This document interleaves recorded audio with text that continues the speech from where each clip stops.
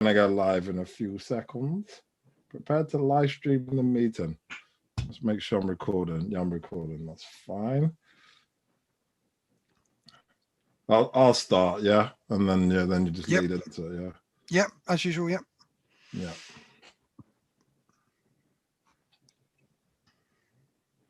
I go live in a few seconds.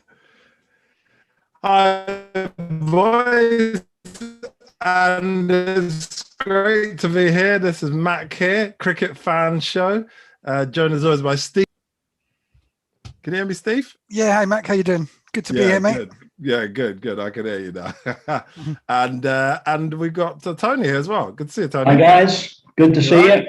Yeah, good. So we're going to be talking about the T20. T20 has been very good, very interesting.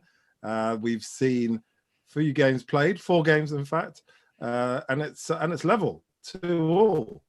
So yeah, it's going to be interesting to see how the finale, I assume it's the finale, goes.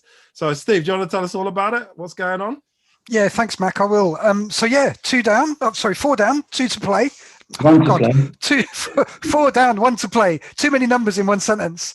Yeah, it's 2-2. I'm looking at the word numbers 2 and 2 written on my bit of paper, you see. So it's 2-2. And last week when we spoke about this before the ball had been bowled, I think Tony and I rather bravely said that England would win the series, but we thought it might be 3-1 or 3-2. So it looks like the 3-2 is potentially looking like a good call for England. But obviously there's one match to go. But there's been loads to talk about in these games. It's been really interesting. Two, frankly, high-class teams with really good players. And as a 2-2 scoreline would suggest, the games have swung backwards and forwards. But Tony, I suppose the pattern, it got broken today, but the pattern in the first 3 games is bat second, win the game. But today it didn't turn out like that. That's the first time in the Indian subcontinent this year, because all the Pakistani matches were won by the team batting second. And as you rightly said, the first 3 T20s here were won by the team batting second. The fault they are blaming is the dew, and that the bowlers in the dewy times can't get a proper grip on the ball, but the spinners particularly, which gives a marked advantage to the batsman. Plus the fact that obviously aiming for a target is probably psychologically better anyway. Yeah, I saw this evening watching, I think Kumar in particular, when he was bowling, seemed to be having real trouble keeping the ball dry, particularly obviously when it had been hit along the ground and so on, or bouncing, it was picking up moisture, and he was finding it difficult. But also I think the Indian spinners were finding it quite difficult to grip, and every now and again there was a fairly poor delivery which seemed to come because they'd lost slight control of the grip. But I thought it was really interesting. Before today, I had a look at all T20 internationals that have been played. And I stripped out the ones which just kind of were with the main test playing nations in it. So there've been 630 of those, just to have a look to see if T20 was a game that reverts to chasing. Is it a game that inherently kind of is leans towards the team who are batting second? And you know what, actually over that, so 630 is quite a large set of games to look at. It's pretty much 50-50. In fact, it leans slightly in favour of the team batting first. I think that the team batting second have won 47% of the time. But then I looked at India, or I looked at different countries, and I looked at India in particular, and it's nearer 60% of games in India where the team batting second wins the game. So I think Morgan and indeed Kohli have been absolutely right when they've had the opportunity to choose to bat second. The history of the games, the 80-odd games there have been in India so far, suggests that would absolutely be the right call. In more often than not, you're gonna win if you bat second. It would also be very interesting to break down those stats further. I appreciate that you wouldn't have done this, but to know how many of those games were day-night games. Yeah. Because I do feel that the day-night game is massively, or not massively, but more advantageous to the team batting second. And so, and especially in the subcontinent, but I just feel it would be very interesting to look at that stat as well. Yeah, Yeah, that was one I didn't have, but I also broke it down by different grounds around the world as well, just to see if it was okay. Was there anything particular? And actually, it's quite interesting. There are a lot of grounds in India, and they've actually had games at something like 23 different grounds. They've had T20 internationals, and again, I separated out the associate countries because I didn't. You can skew the figures if the teams are pretty unevenly matched. India playing, Oman or something. I don't know if they ever have, or playing the Netherlands. It's very likely to be India are going to win because they're a much better team. So I tried to strip those kind of fixtures out. So across 23 grounds, 13 of them, the side batting second wins more than half the time. And there's 8 of them where it's 50-50. There haven't been a lot of games. Sometimes that's 1 win and 1 loss. Sometimes it's 2 wins and 2 losses. But there's only 2 grounds, Lucknow and Nagpur, where the team batting second loses more often than it wins in India. Yeah. And in those, in fact, in Lucknow, there've been 4 games there. Nobody's ever won batting first in Lucknow, which I think is really quite interesting. The only possible solution I can see to equalise it, the first suggestion won't work at all because of finances. It was to make it a day game as opposed to a day-night game. And financially, that's not on because the crowds pile in. Although sadly, this last match, there were no crowds again due to the coronavirus. But the other possibility is perhaps, and India might have changed it, but they left it to the last 3 overs, is to change the ball more frequently. Yeah. Mm-hmm. So that the ball keeps drier longer, or to allow some form of drying to take place. Yeah. I would hate to see a T20 spoiled by depending 80% on the toss. I wouldn't like to see that. Well, luckily we're not quite there yet, but certainly there seem to be some grounds around the world where batting second is a huge advantage. I wondered, and this might feel like messing about with a format which is quite simple, but I wonder if the team batting first got the opportunity to declare after 10 overs and bat again after the other team has batted for 20. And they broke their 20 overs up into two blocks of 10. So if you're the captain and you're going at great guns and the conditions are in your favour and you like what you're doing, you could, or maybe not declare because that suggests that your opening batsman could come back in, but call a halt after 10 overs and then come off, let the other team bat their 20. They'd have to bat their 20 through, and then you could basically choose to bat first and fourth if you like. Don't know how that would be affected by the toss in that respect, I suppose. Yeah, well, it would be an interesting one for the captain, wouldn't it? Yes, it would. We have to decide whether you're going to bat or bowl. Knowing you could well be batting for 20 overs in the middle. The only way, of course, to know you would be chasing a total in that would be to bat first. Yes, because that way you would control, kind of pausing after 10 overs, and you would, but then of course you wouldn't know. I think it could make it quite interesting. I've just made that up on the spot. I've not really given it any deeper thought than that. But I think it's quite an interesting idea. But anyway, that's what's been quite interesting. I did wonder, was this telling us something about T20 internationals? And I don't think it is, but I think, as you say, it possibly is in India, and there may be something in the ground conditions and the humidity and the dew, as you say, which causes that issue. But turning to the games themselves, and not just on today's, on the 4 we've had so far, Tony, I've got a few question marks about the way England have set their team up so far. I think Morgan is using this to test his squad rather than to try and steamroller a win. And I'm not saying that as an excuse why they're not winning. I think both sides are, in fact, because India have tried out 2 or 3 and they've all seemed to hit the ground running. Yeah. Whereas Morgan today, for instance, was that his first bat in the series? I thought maybe his second. I think the second time. Second bat in the series, yeah. And twice, yeah. Yeah, you need practice, Yeah. I think it's what has been some kind of noticeable things for me. Thinking about the bowling attack, first of all, is only playing one spinner in each, only playing Rashid in each game, which in India is a really bold thing to do, to rely on your seam attack in India, where obviously India are playing, at least 2 spinners, if not 3, and are able to turn to different types of spin. And as we've seen when we looked at T20 cricket before, very often it appears to be a spinner's game. There's lots of, when it first came on the scene, there was a worry that it would all be about fast bowling and big hitting, but actually spinners have found their niche in T20 cricket, and a good effective spinner in T20 is worth a lot to a team. So England, obviously Rashid will play if he's available, I would, unless he needs a rest. But really interesting that Moeen hasn't been given a game, particularly with his quality with the bat, which doesn't always come off. But if he's coming in at number 7 or number 8, well, England have got a top class batsman who can score quick, classy runs, as well as having another spin option.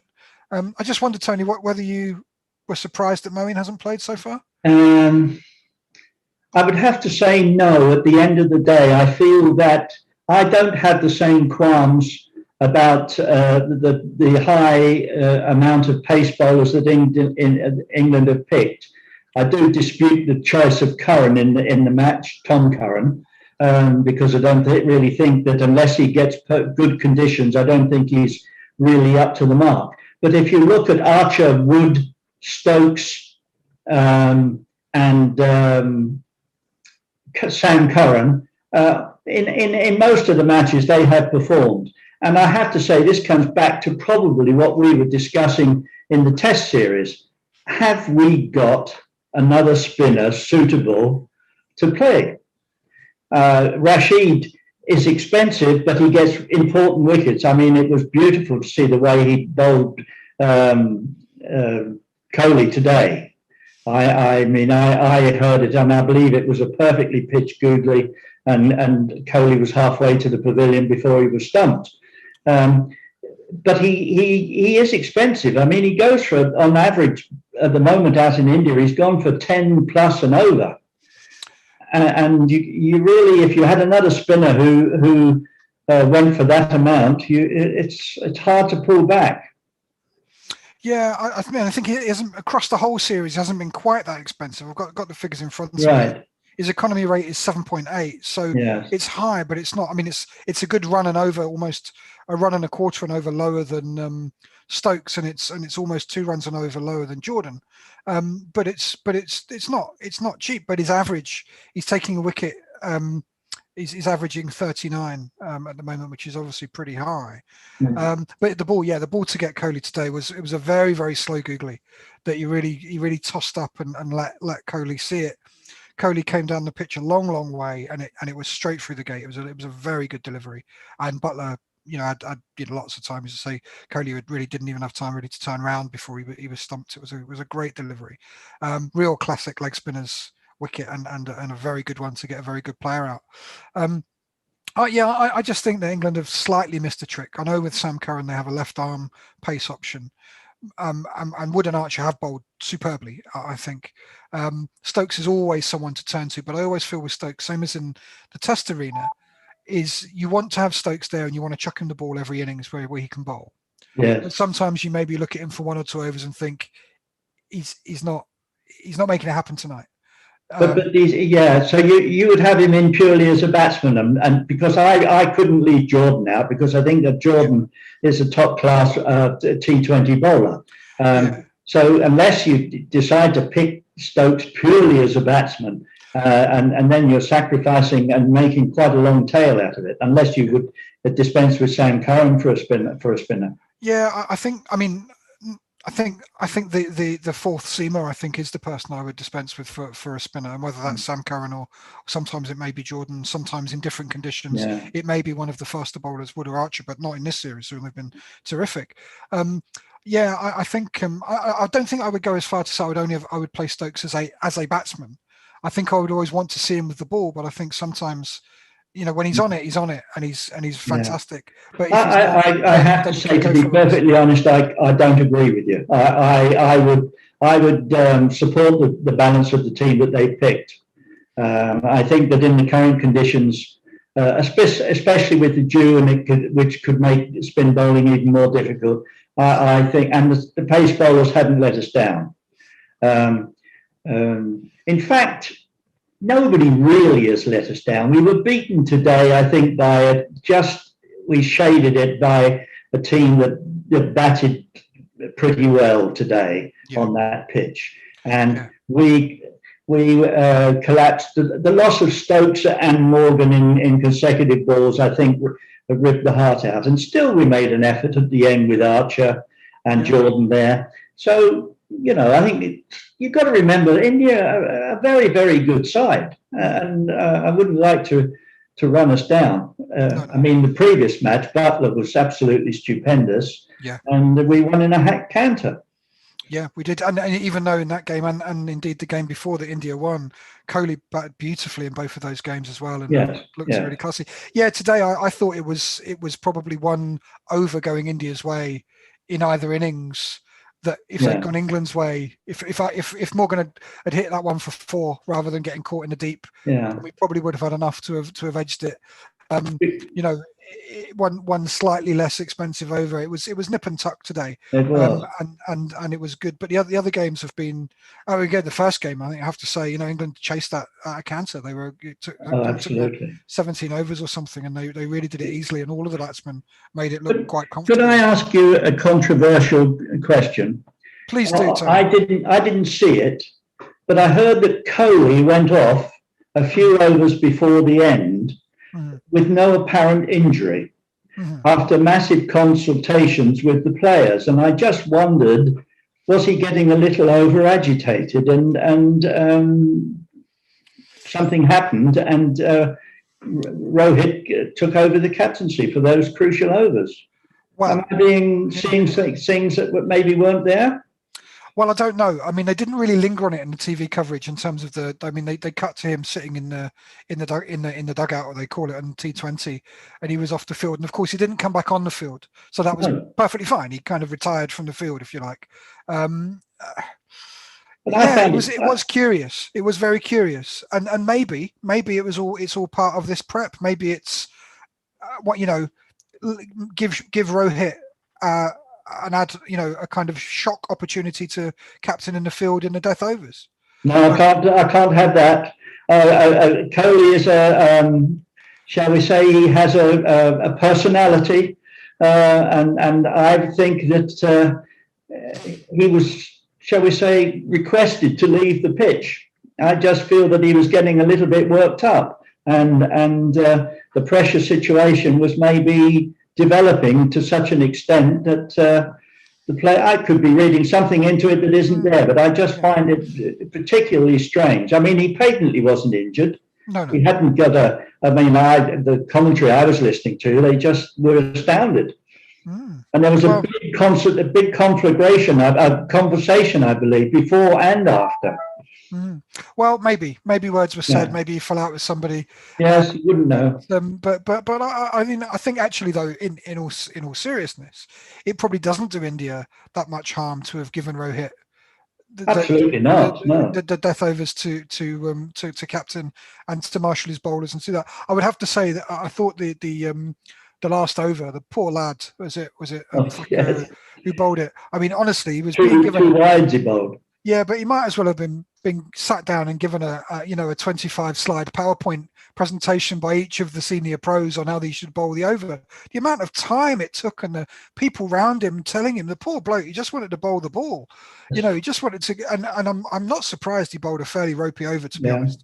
Especially as he was the one who got rid of Stokes and Morgan. Yeah, absolutely. He was, the poor bloke was just, they were all over him, and it was like, leave him alone. He's a professional cricketer. He's a young player, but he's not.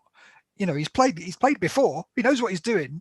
Let him bowl his ball that he's comfortable with. In this innings, with whatever it was, 23 to win going into the final over.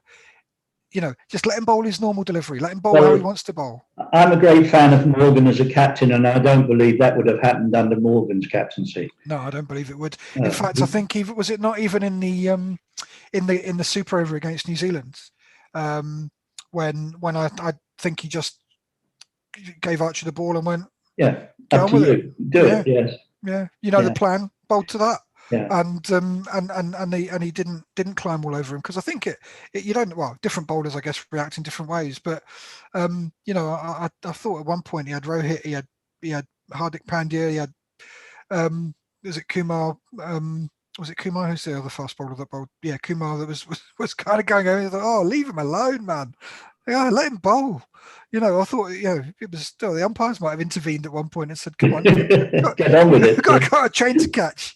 But no, it was interesting. But before we leave the T20s, I wanted to talk about England's batting lineup. So Butler's opened, and obviously he's batted very well. Butler's a very good batsman, and there's not as much of a difference in batting 1 or 2 in T20 as there is, of course, in a Test match, where it's a totally different type of batting you need to do, opening the batting in a Test match from batting in the middle order. But in especially with the power play, yeah, but power play, I mean, it's just normal batting really. But it doesn't mean that England have moved Bairstow away from opening with Roy, which I thought had worked pretty well, and was a pretty effective opening combination. And they're playing Milan at number 3, I think. Milan batting at 3, I think he is. And I have to say, although he's not really done anything wrong, Milan.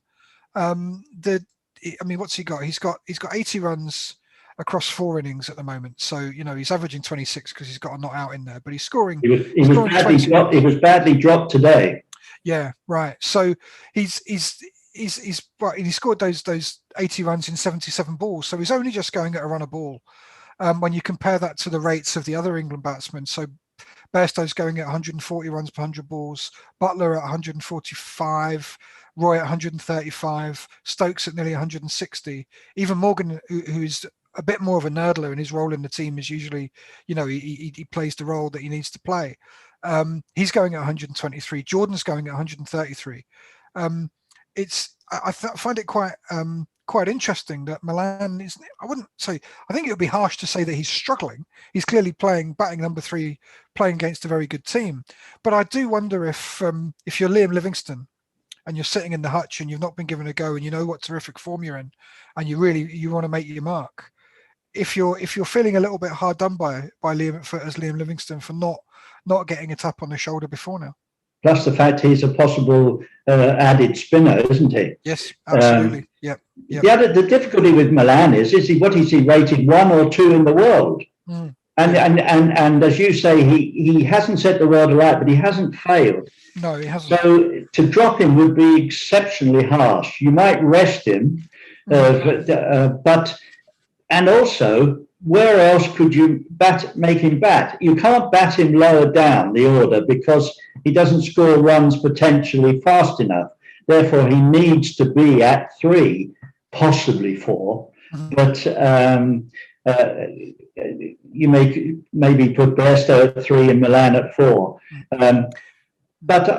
No, I feel for Livingstone. If your theory about the spinners is right, you could maybe put Livingstone in for Curran, possibly. Well, that would certainly give England a very strong batting lineup. Yes, that's the only choice. I mean, you can't drop Archer. Wood has been very successful. Jordan is a proven one day. That's 3 pace bowlers, and then Stokes 4. So you've got 4 pace bowlers. You've got Rashid, but then sometimes, I mean, in one of the matches, and there was the second or the third, Rashid didn't bowl his 4 overs. Mm. He was hit out of the attack. Yeah. And it's handy to have another pace bowler to fall back on in those circumstances. True. True. You could be ruthless and say, okay, if you're going to play Livingstone, you've got to drop one of the batsmen. And I don't know which one that would be. Yeah. You can't drop Roy, you can't drop Butler, you can't drop Morgan, he's the captain, you can't drop Stokes, so you're Bairstow or Milan. Yeah, I know. It's tough, but it goes to show what a good side England are. Yeah. Looking back at the Big Bash figures for Milan as well, actually, who had a decent Big Bash. He was okay, played for not a terribly good team in Hobart. He scored 26.5 runs per innings when he was out there, so a little bit higher, so not much higher, but again not terrible for T20, which is obviously hard. But again, his strike rate in the Big Bash and in the league section when all the players were playing. His strike rate was 114 runs per 100 balls. We compare that to Hales, who was going at 164 runs. Yes. Roy was at over 130. Billings, who also is in the squad, Billings could also play. He was over 140. Livingston was over 120. James Vince was over 130, who's not made the squad. So I just wonder if Milan, whether it's the role he's being given in teams is to be not exactly the anchor, because you don't need an anchor as such in T20, but the runner ball guy who bats for longer, to let the others explode around him, knowing you've always got a top class batsman still in at the other end who can accelerate towards the end of an innings if he's still there. Maybe that's what they're trying to do. Maybe that's why his strike rate is a little lower. He's being a little bit more circumspect, trying to bat for longer, and it just isn't coming off. So you end up looking a bit underpowered. Yes, it's an interesting one, because there is no doubt that the whole of the England batting lineup is, shall we say, flair bound. It's I wouldn't say it's what should we say, shit or bust, but they all go for it from minute one. Mm-hmm. There's no play yourself in for an over and a half. So perhaps he feels that responsibility, that he needs to maybe drop an anchor. Yeah, I mean, it's relative, isn't it? In T20, it's all relative. He's still going a run a ball, but he is. But then more and more, that's now not good enough. No, that's right. That's right. The shorter the form of the game, the faster people are batting. It's very true. But certainly, again, goes to show what a very strong batting lineup England have got. That's, I guess, the other interesting thing about it at the moment with Milan at 3. I think Stokes came in at 5 today. Best at 4, Stokes at 5, Morgan at 6. And that was quite a lot of left-handers, one after another, and that was quite interesting. Obviously, with the Indian spinners, it meant that they had some kind of tasty left-handers to bowl at, which obviously Stokes did very well today and batted beautifully, and it was pretty unlow. He was getting close to a 50, and the poor guy still hasn't got a T20 international 50, and he looked for all the money like he would get one today, and then holding out on the boundary. I mean, that's what happens. And then Morgan, it's the same with Roy. He's got into the 40s 3 times, but hasn't got a 50. Yeah. You do need somebody to get a 70 probably in the innings if you're going to really make it almost impossible for the other side to win, as long as he's got some backup. Mm-hmm. Archer, I thought, had a magnificent match today. He bowled very well, and he batted as well as I've seen him bat, but with his back to the wall. Yeah, that was his first innings in T20 internationals. Was it really? Yeah, it goes to show how well England normally bat. Yes. The Archer, who's what has he played? How many T20s has he played? He's played quite a few. Oh yes. He's he's never had a bat before. Yeah, he's played 11 T20s now, and that was his first innings. And he's got a strike rate of 225 runs per 100 balls to his name as well. Absolutely fantastic. Yes. 2 4s and a 6. But his bowling average in T20 internationals as well is 23, which is terrific. Really, he's bowled. Well, he's virtually the perfect bowler, because he can bowl a bouncer that is virtually unplayable, because you never know from his run up if it's going to be a bouncer, a Yorker, or what. And he's got the ability also to bowl what I call a near wide. It's right on the crease line, and it's very, very difficult to score off. I thought he bowled very well. Mark Wood astounded me today. I thought he bowled exceptionally well. I mean, what was it? 20 something runs he conceded. Yeah, he didn't go for many at all today. No, very small. Yeah. 25. Yeah, 1 for 25. He and Archer in their 8 overs, so nearly half the allocated overs. Collective figures of 5 for 58. Yes. Which is terrific. Really terrific.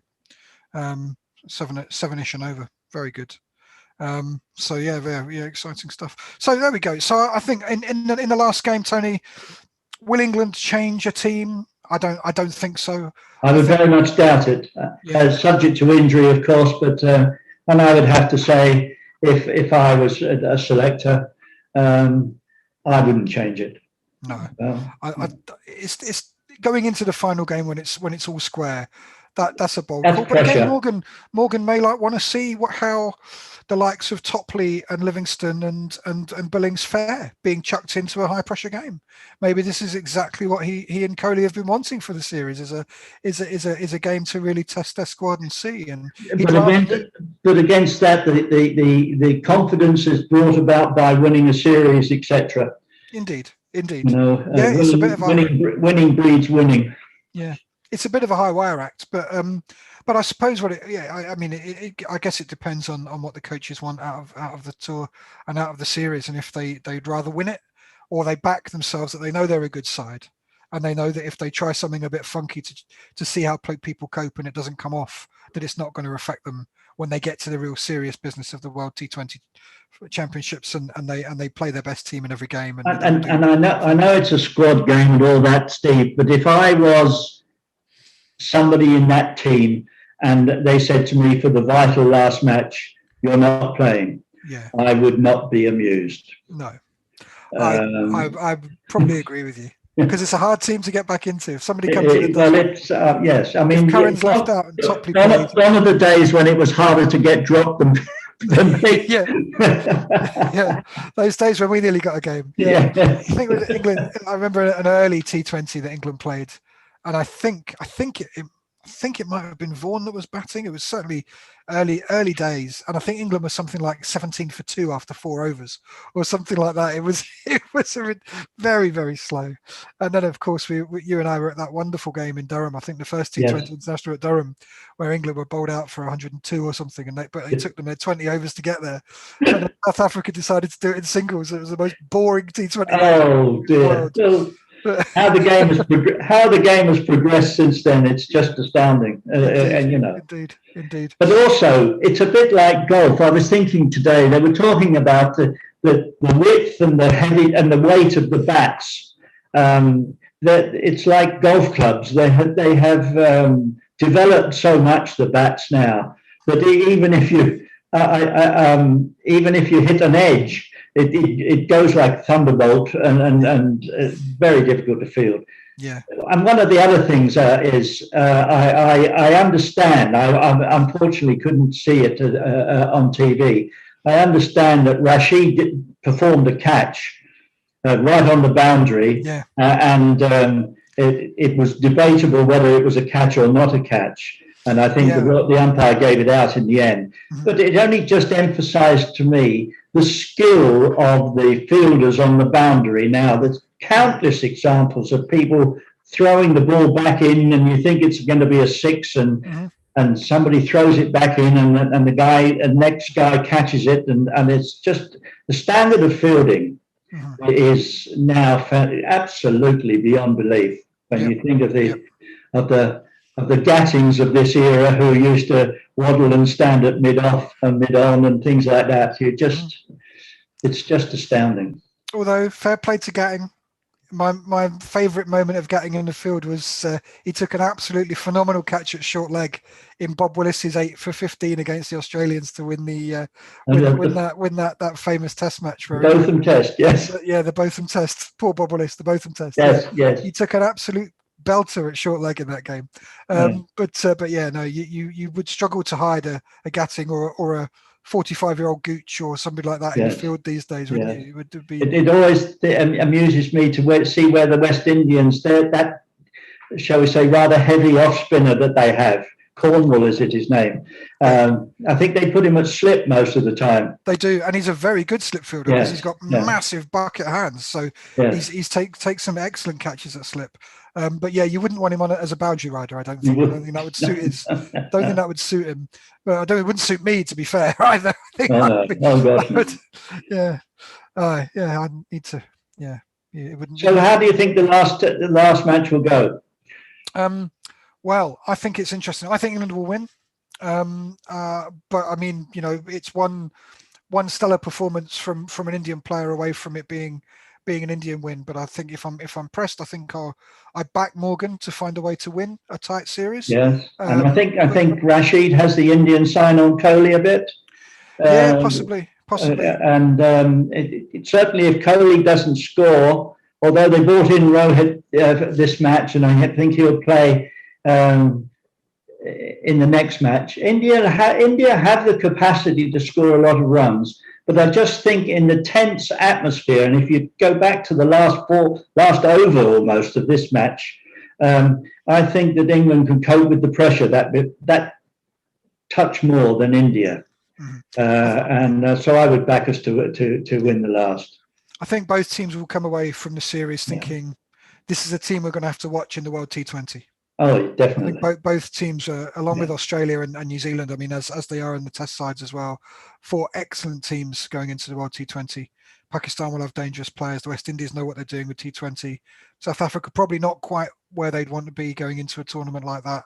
So you're really looking at those big 4 with I would suggest possibly Pakistan putting them under some pressure. But England and India will be looking at one another thinking, well, we might be seeing you in the final. Yeah, Pakistan always seem to rise to the occasion in these big cup internationals. You know, they do very well. They're always there or thereabouts. They do. Well, there we go. So are you tipping England to win as well?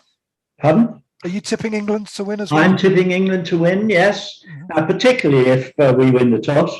Yes, I think now actually it's interesting, if you like, that I wouldn't call it a hoodoo, but now at last a team that has batted first has won a match. I just feel that psychologically the team that loses the toss will not be so depressed. And therefore I do feel that psychologically England have just a touch, and they certainly have got as good a players as the Indians. I'm interested to know, for instance, however, why Ashwin hasn't played in a single match. Yeah, you know, one of those things that I can't understand that. You know, they played Washington, but they haven't played the Ashwin, and Ashwin's T20 record is superb. Maybe they're keeping him up their sleeves for the last match. I don't know. We'll have to wait and see. Yeah, maybe they just wanted to have a look and see how the. Yeah, well, they definitely have tried out 2 or 3 youngsters. Yeah, they have, and they've done very well. Yadav today did very well on his debut, and some of the other young players, Aya and people like that, have done really well when they've come in. So, but again, India is because of the IPL, and because they despite the big overseas stars, you know, the rules of the squad building are they have to have a certain number of Indian players in each team. So you know they are, it's a high profile, high quality, you know, normal circumstances permitting, big crowds, big stadiums, lots of media pressure, make a name for yourself in IPL. It's not a massive step from the IPL to international cricket, and a lot of these young players coming through from India will have already made their mark in the IPL, and will be looking forward to doing so again in the next few months. So yeah, interesting times. So there we go, Mac. We both think England will win, but we wouldn't be amazed if India won instead. Brilliant. Thank you for your prediction, and thank you for your analysis. Very, very entertaining to listen to both you, and also you talking about obviously the history behind everything, and it's good. It's good to hear what you have to say. So, what else has been happening in the world of cricket? Well, there's not been a lot of other cricket being played. There's domestic stuff in the Southern Hemisphere being played. But I suppose the story that stood out for me this week, and I don't know if you caught this, Tony, was the news about the former United Arab Emirates captain and one of their bowlers, who both have been banned for 8 years for match fixing. Interesting story. I picked it up on the BBC, amongst other places. But yeah, so I think this has been was relating to matches in 2019, which were the T20 World Cup qualifying stage for the associate countries, and I think that it was match fixing and failure to report an approach by a bookmaker. Now, I've certainly seen on Twitter a journalist reporting this and you know, retweeting the ICC and you know, the International Cricket Council's report of it, and I think one of the players tweeted him back to say, "Where's your proof?" You know, so clearly the players involved are disputing the fact that they were involved in this and you know, trying to defend and repair their reputations, I suppose. So difficult one on that. Always a worry when things like this occur. Of course, we'll remember, Tony and I remember Hansi Cronje, the South African captain, indeed. who was, who was a and also the Pakistani. Yeah, the Pakistan team at Lords, yes.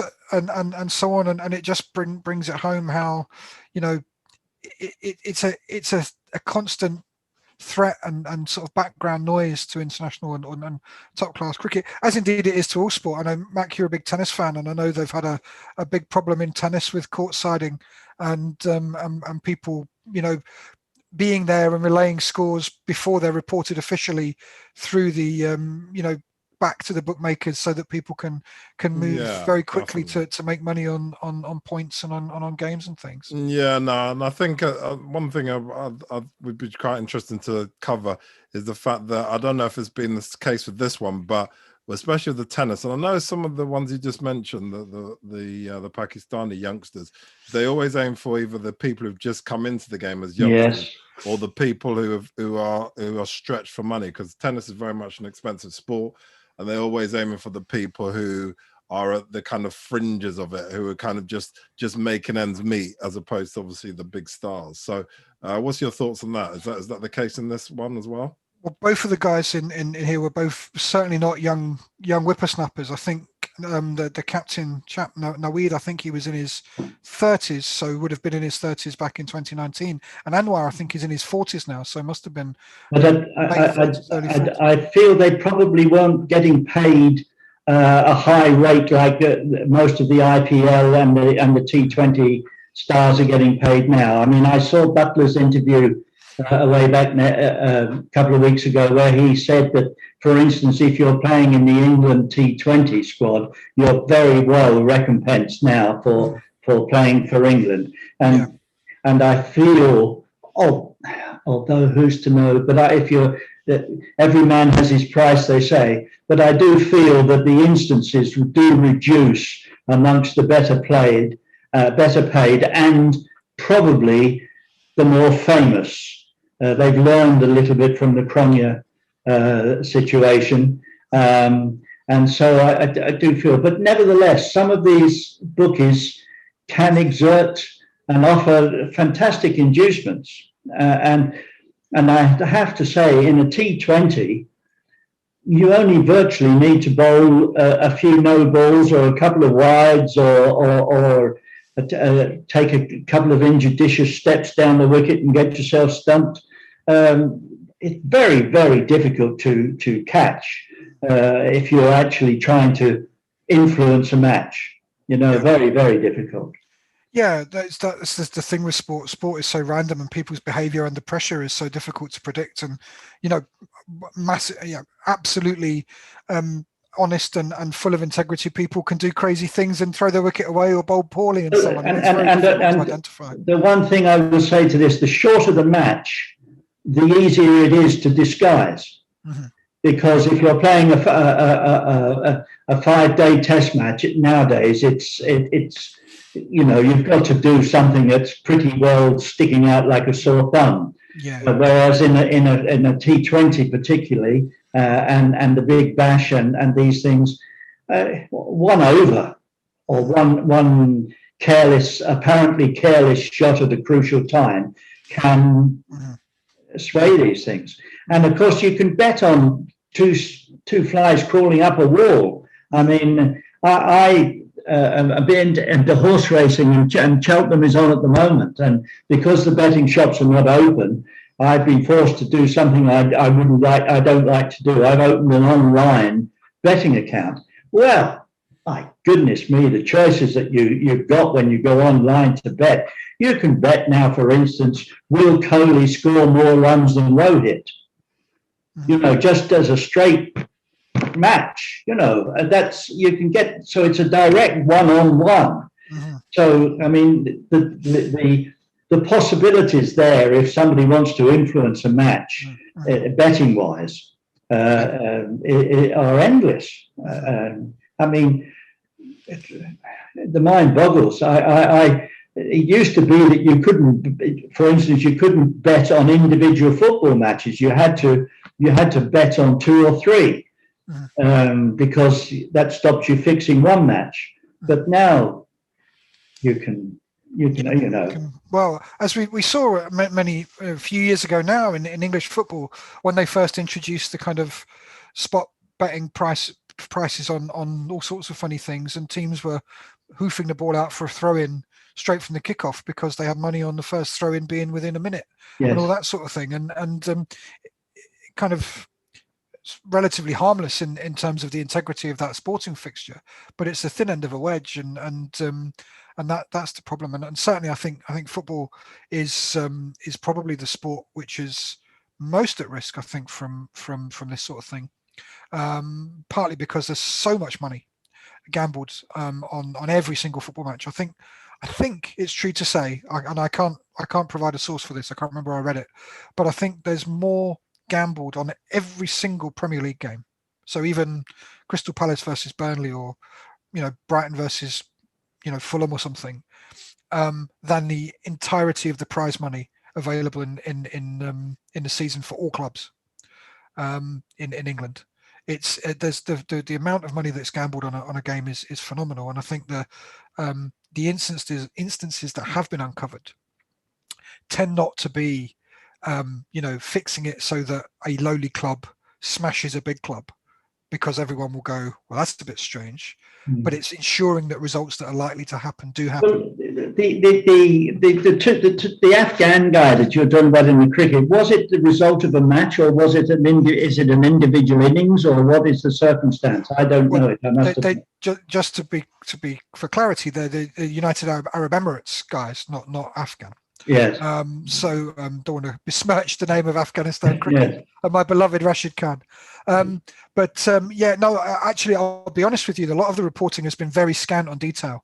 And it refers to this kind of qualifying tournament for the World Cup, and it talks about match fixing and failure to report. So presumably match fixing is, as the name is a result, trying to fix a result, and as rather than individual innings or performances within that result match. Well, and as is not unusual, I think in these sorts of instances, it's more than one player. I think it's from altering and affecting the outcome of a match. I think it's very difficult for one person to do it. But of course, as soon as you've got two people, you've got a form of a conspiracy. Although, of course, to reiterate, although the ICC have found these guys guilty of this, I think they do both deny that it occurred, and I wouldn't wish to cause them or us any trouble by suggesting otherwise. But that's one. But I think it's certainly a very interesting thing, and it comes around in cricket every so often. It started with Grania, and there's things that come up every so often, and it always leaves me feeling uneasy. The game, and you would hate to get to a position where you cease to consider that what you were watching had integrity and sport. Well, yes, it's a bit like athletics and the drugs, isn't it? Yeah. You see somebody running 100 meters in a fantastic time. Take the young American now, who at the moment is under a cloud. Whether it will be correct or incorrect, I don't know. But since going back to Ben Johnson's famous 100 meters in the Olympics, the integrity of athletics is under suspicion. Yeah. And if that spread to other sports, it would be a very, very sad day. And of course, there is no doubt that the amount of betting that takes place, they must be vulnerable. They must be vulnerable. So you've got to have, horse racing now, for instance, there's another. Ireland have had two scandals training-wise. One where a trainer was found guilty of leading his horses unattended for an unacceptable period of time, which was a coded message for saying we can't prove you had anything to do with the doping of them, but this is what happens. Mm-hmm. And again, you see, you only need, if it's you back horses. You don't back horses now just to win or to come in the first three. You actually back them not to win. So that doping can or any sort of inducement to the jockey or the trainer is more and more prevalent. Yeah. It's certainly a very interesting topic, and one I think across all sports of which there's so much money involved now. Sport is big business, and gambling on sport is massive. Indeed, yeah, and yeah, absolutely. Lots and lots of gambling on sport in Asia, particularly in China. Yes, not sure how much betting on cricket they do in China, right enough, but certainly on football, there's an awful lot of betting in China and a lot Thailand and the places like that. Yeah. Very, and very interestingly, they don't play. Well, China has started playing football, but in Thailand, for instance, they don't play football to any standard anyway. But it's the European leagues in particular that I'm very interested in, and again, you see that every now and again. There was those instances. I think there was some clubs in Romania recently that were found guilty of match fixing. They had that relatively famous case. I think the chap's name was Robert Heuser, as a referee in Germany. That was. Apologies if I got that name wrong, but he was found guilty of it as well. And yes, it's one of those things. There's a background hum in sport. And it's a shame. A lot of it comes back to what Malcolm was saying there about how wealthy the people are, and I just repeat, I don't think it matters how wealthy you are, because every man has his price at the end of the day. There you are. Or woman, yeah. Well, thank you so much, boys. Thank you for that. It's been a very interesting chat. So thanks as always, chatting about T20. One more to go. You both made your predictions, England, and thanks for covering the gambling stories. So thank you for everybody who's watched. We appreciate it. We have got other episodes on Sports Fans TV where we talked previously about the other tests that have happened, and we will obviously talk about the final one as well. And then obviously, as the summer finally begins, it's quite cold here in the UK, we shall hopefully be talking about the 100. So join us again. Leave comments. We'd love to hear much more from you, and we'll be back again. We'll be back again to do some live shows, some pre-recorded shows as well. So thanks for watching. It's Matt here, and we've had Steve the Cricket Guy and Tony as well. So thanks for watching, and thank you for watching. Bye, guys. Cheers. Thank you.